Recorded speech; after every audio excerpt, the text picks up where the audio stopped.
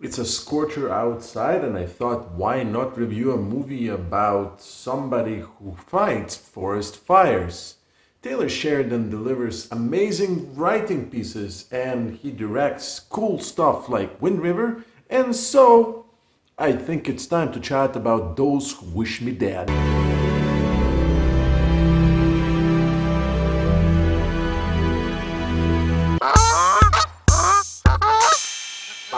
The film centers on Angelina Jolie, who is a firefighter specifically designed to fight forest fires, and life brings a teenager to her that is being chased by bad guys that really want him dead. And the entire movie is this build-up of Angelina Jolie's character, her past trauma, and how that seeps into her current life, and this teenager that is escaping from two assassins, how they meet and try to escape both the assassins and a terrifying forest fire. Taylor Sheridan knows how to direct action, but the reason why I'm really bringing this film to you is because of how spectacular the fire is depicted in this film. In daylight, at night as well, and I haven't seen fire like this for a very long time. I'm a fan of firefighter related films. One of my favorites is Backdraft, old movie, but everything was done in practical effects.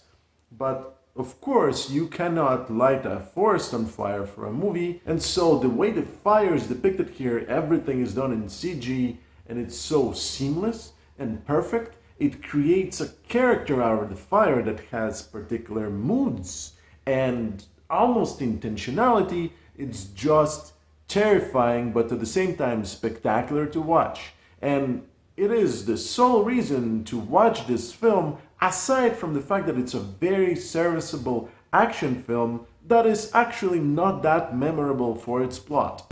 In its essence, it is like a wild burning beast that can destroy everything in its path. Angelina Jolie plays this extremely emotionally wounded character. There's trauma that happened some time ago, but she's not able to move on, and she pursues dangerous activities that clearly show that she doesn't want to live. And when she's introduced to this situation where she must help somebody else survive, she sees an opportunity to redeem herself, but also to pursue that inevitability of death heroically, maybe. It shows that she has suffered, and her suffering shows in the way she moves, in the way she walks. She's an amazing actress, and definitely this is one of her best performances. To counterbalance his amazing performance, Finn Little, who plays this teenager who needs protection, is equally as good. He's measured, he is emotional, he perseveres, he's strong when needs to be, and vulnerable in moments where he can actually relax and confide in Angelina Jolie as to what happened. It's amazing to see both of them work and deliver incredible performances. John Bernthal, who you might remember from The Walking Dead and Punisher, plays a sheriff, actually in a very different way that we have seen him on screen. He's a father-to-be, a loving husband, and he's placed in a situation upon which I don't know how I would react, and he has to make very difficult choices while trying to survive, and it's mesmerizing to see actors jiving together to bring a story that, again, we have seen quite a lot before in movies like Cliffhanger, for example. But man, their performances are just outstanding because of the very cool fire and their performances. You should check out this movie. You will definitely know the emotional impact of these situations.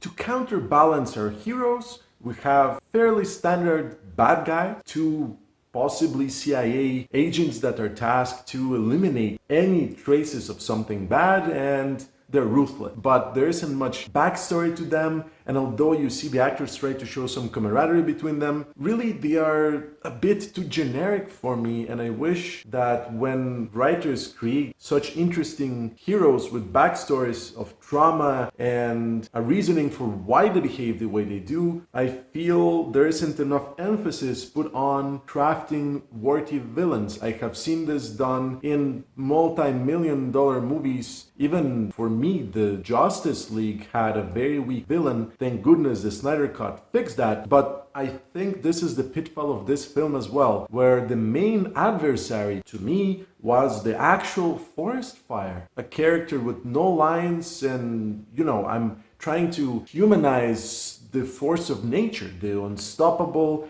destruction that is going to sweep regardless of whom and why. So when you have antagonists that are not as strong as the protagonist, that are just there to add some pressure to why the characters have faster or change locations, I feel it's a bit of a drawback from an otherwise very well done film.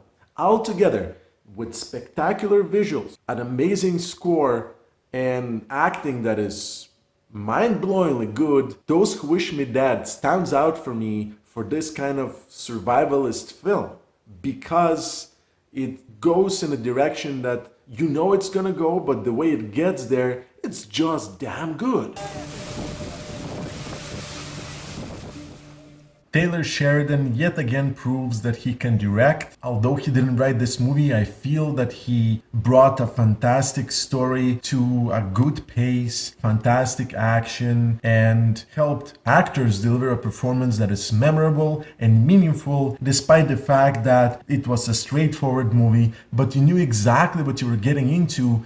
If you watch the trailer, you understand that there isn't much mystery and twists. What this movie shows spectacularly is fire as a character, amazing performances by Angelina Jolie, Finn Little, and John Barenthal. To be honest, I was entertained at every single point. I was pleasantly surprised. I wasn't expecting this quality of a film, and it definitely is worth your time. I wonder, what is your favorite survivalist film on the style of Those Who Wish Me Dead or Cliffhanger? I'm Jin from Get Me More, and you know where to find me. Thank you for watching.